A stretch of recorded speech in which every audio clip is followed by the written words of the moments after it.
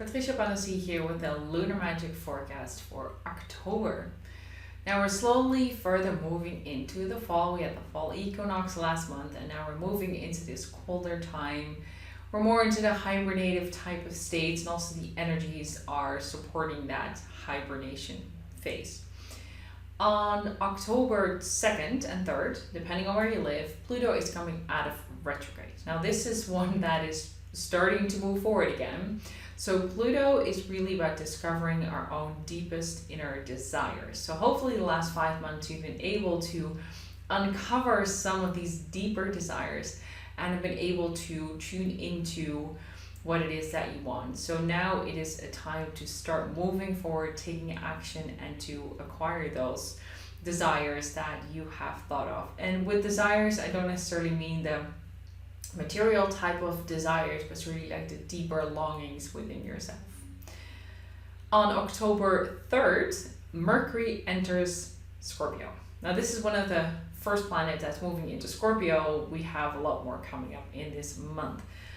Mercury stays a really long time in Scorpio because it's also going to turn retrograde at the end of this month. So it's going to stay there in Scorpio until December 9th, which is a really long time. So it's good to buckle up for that. And the reason why I also mentioned the retrograde that is coming at the end of the month is that from October 3rd until the retrograde on 31st, it's a really good time to examine the way that you communicate. Scorpio likes to transform, likes to go into depth, like to really go into these under layers in yourself, but also in others, which is really good to find out the deeper layers if you work with clients, to get underneath what they're saying and really listen to the undertone. But if you go too far, you actually are sort of creating this power struggle where you're searching for more when maybe there isn't more. So you're hearing things that they're not there. So it's a really good time before the retrograde starts to allow yourself to communicate in a way that's in alignment with you and not necessarily what you are hearing, what the other person is saying. So it's a good time for introspection and also not allow yourself to lash out that much to others, because that's something that Scorpio loves to do. It's never about them, it's always about the other person. So we lash out when it doesn't work the way that we want to. So get in alignment with that, know what your values are, know what you stand for. And then when Mercury goes into retrograde, you have more ability to deal with that and to work through that. On October 8th, we have Venus entering Scorpio, which is not where Venus likes to be. In Libra, it was the sign it rules. It's more feminine, it's softer, it's sweeter. When it goes into Scorpio, it's like all of the alarm bells go off, like they're in high alert. So the way that you will be in your relationship and with your finances, be very mindful of this power struggle, this powerful play that Scorpio likes to do. And it's not necessarily that Scorpio likes to create trouble, but it just likes to go into like, we just gonna go. It's like all or nothing. It's like an intensity. Especially if you combine finances within your relationship, it can be a little bit of a tricky month. Venus stays about 3.5 weeks in the same sign, so make sure that during this time you allow yourself to also to not take yourself too seriously and see it from the other person perspective as well. Also because Mercury is also in Scorpio, it's a time where energies get really intense, and it's really good to also be evaluating yourself and see what is your responsibility. So if you see you get sucked into this power struggle that Scorpio really loves, make sure you can pull yourself back from that.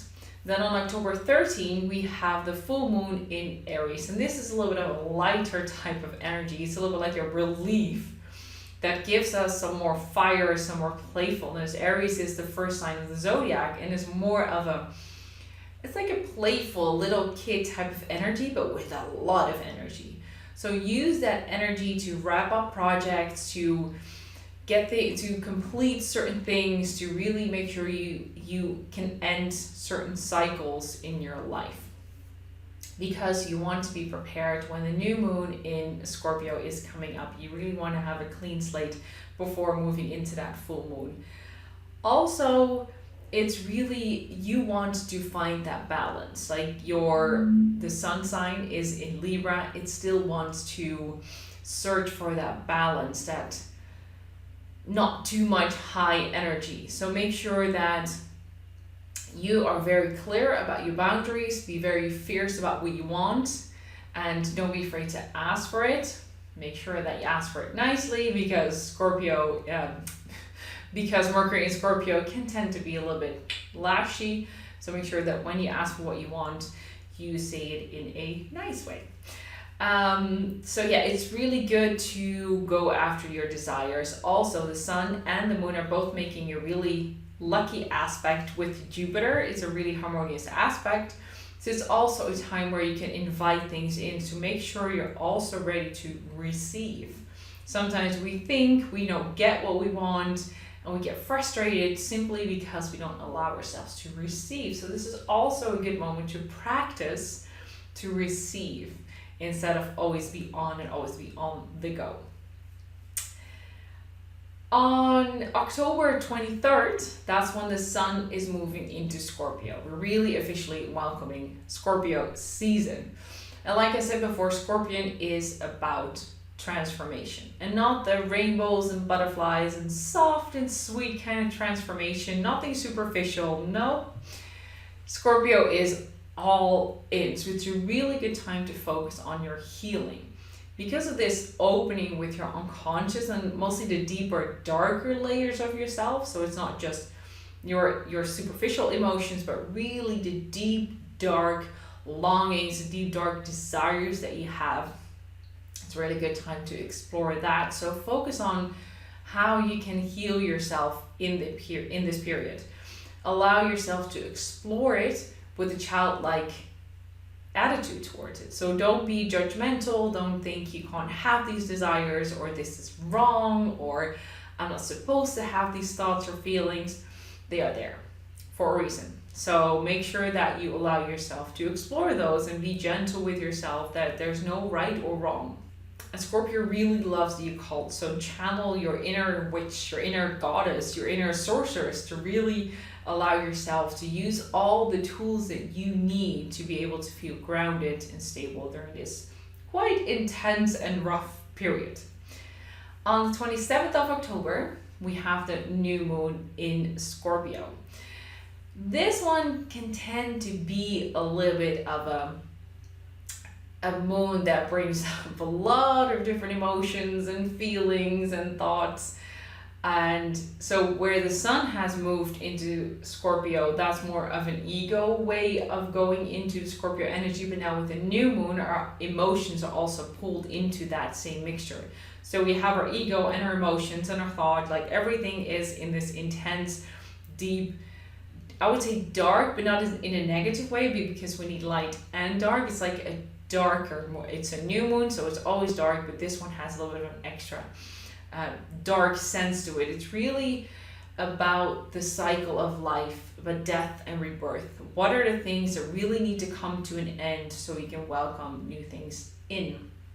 And with the Scorpio energy, it's often a very hard way of ending things, like the death and rebirth. Sometimes it really suddenly has to stop before something else can start again. So think of yourself, what are the things that have to stop right away? What are the things that are just done, finished? Finish them, be done with it, so that you have more space to set your intentions to invite new things in. Again, this is also about receiving, so you have to consciously make a decision to stop certain things, so you'll be able to invite more of other things in that you desire. Then the very last one, Mercury is closing this month off with going into retrograde. Actually, you can see that I'm actually excited about that, because Mercury really allows us to turn inwards. And this whole month we have been building up to turning inwards more and more and more and more. And on the 31st, Mercury really allows us to go all the way in. So it's not the best time for the next 2.5 weeks to take on new projects. If you do, make sure you read the fine print really, really well, because it's not a good time to sign contracts without really reading the fine print. But it's a beautiful time because you have the ability to hit the pause button. It's not something we like to do. It's something that we usually like to rush over. It's like, yeah, I know this. I'm not doing this. Allow yourself to take that break, to have some peace and to have this reflective time, because we all need this time, especially with the fall and the winter. We really need to turn inwards and have that introspective time. If you want to read all of these details and more, you can download the Lunar Guide below, which has all of the details in it, the exact date, the exact time, so you can plan this month of October and make sure that you're using all the energies in your benefit.